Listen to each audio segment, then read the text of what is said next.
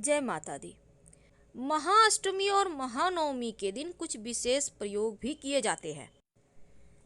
प्रत्येक माह के शुक्ल पक्ष की अष्टमी तिथि को मासिक दुर्गा अष्टमी का व्रत भी किया जाता है। लेकिन जब नवरात्र में पड़ने वाली अष्टमी तिथि की बात करें तो इसका महत्व बढ़ जाता है और इसे महाअष्टमी के नाम से भी जानते हैं। इस दिन माँ आदि शक्ति के अष्टम स्वरूप देवी महागौरी का पूजन किया जाता है और महाअष्टमी तिथि पर जो लोग व्रत रखते हैं घरों में ही पूजा पाठ हवन भी करते हैं। वैसे तो महाअष्टमी तिथि को परम कल्याणकारी और यश बढ़ाने वाली, समृद्धि देने वाली तिथि मानी गई है। नवरात्र में माँ दुर्गा की आप विधिवत पूजा करते हैं तो आपके सभी कष्टों का नाश होता है, शत्रुओं पर आप विजय प्राप्त करते हैं, तंत्र मंत्र बाधाओं से मुक्ति मिलती है। इसके साथ ही अष्टमी तिथि पर शस्त्र पूजन भी किया जाता है।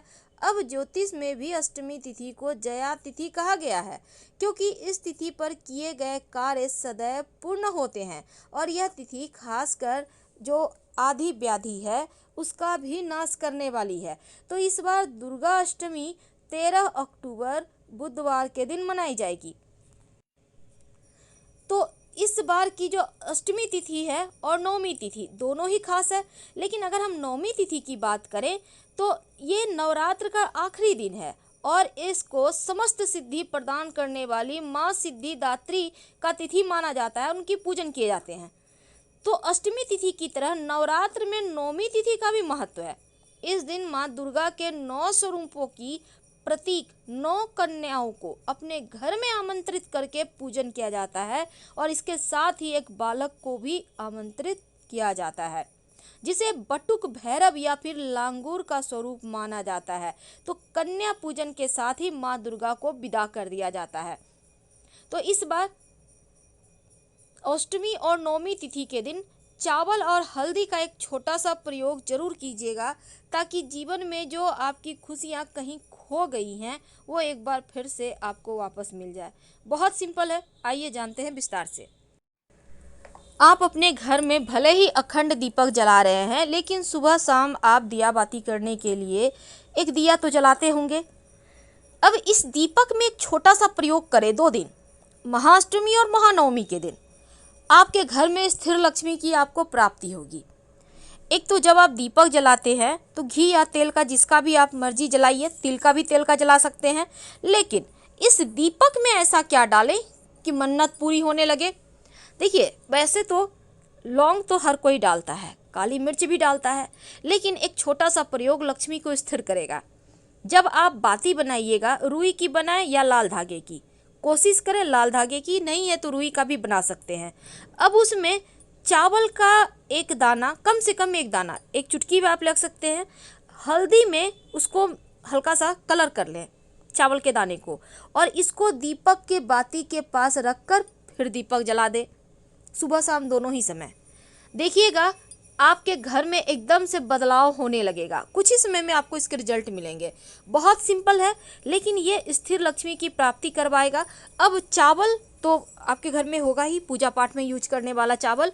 आप चाहे तो एक कटोरी में थोड़ा सा मिक्स करके हल्दी के साथ रख लें और इसी से निकाल कर एक चुटकी प्रयोग करें। दूसरा प्रयोग, महाअष्टमी और महानवमी तिथि के दिन चावल को थोड़ा सा लेकर आप पानी में भिगो लें। अब इसको पीस लें, 1 घंटा में फूल जाएगा वो, तो उसको पीस लें, मिक्सी में भी पीस सकते हैं।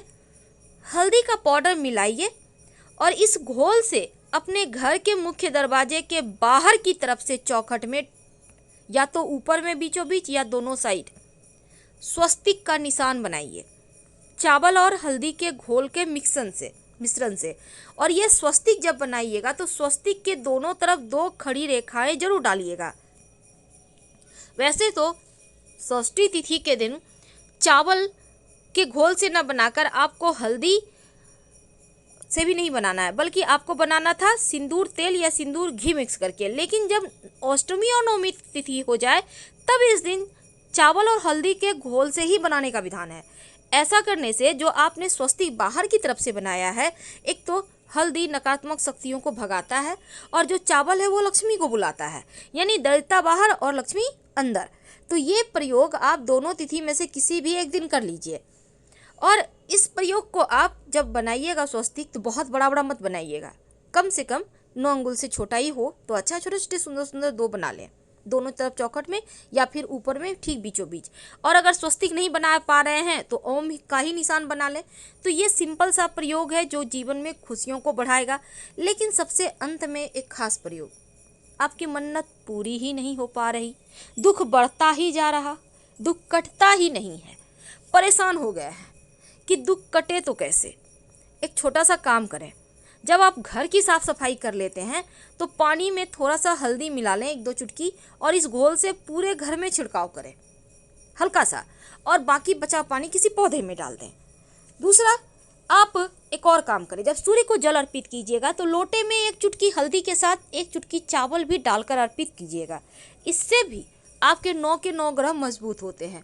लेकिन जीवन में जब परेशानी बढ़ जाए, दुख कटे नहीं, तब एक छोटा सा काम, पास के किसी भी शिव जी के मंदिर में चले जाइए अष्टमी और नवमी तिथि के दिन, या फिर आप माँ दुर्गा के ही मंदिर में चले जाइए और जाकर एक छोटा सा काम करें। मंदिर के दीवार पर सिंदूर और घी या सिंदूर और तेल मिक्स करके, कोई भी तेल, या तो तिल का या फिर सरसों का, स्वस्तिक उल्टा बना दें। ये उल्टा स्वस्तिक है।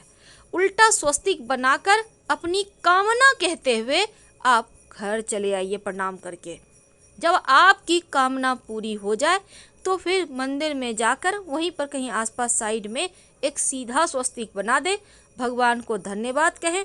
आप चाहें तो एक दीपक लगा दीजिएगा भगवान को धन्यवाद के स्वरूप में, और फिर घर चले आइए। आपके जीवन में जो भी समस्या होगी, जो परेशानी होगी, वो समाप्त हो जाएंगे।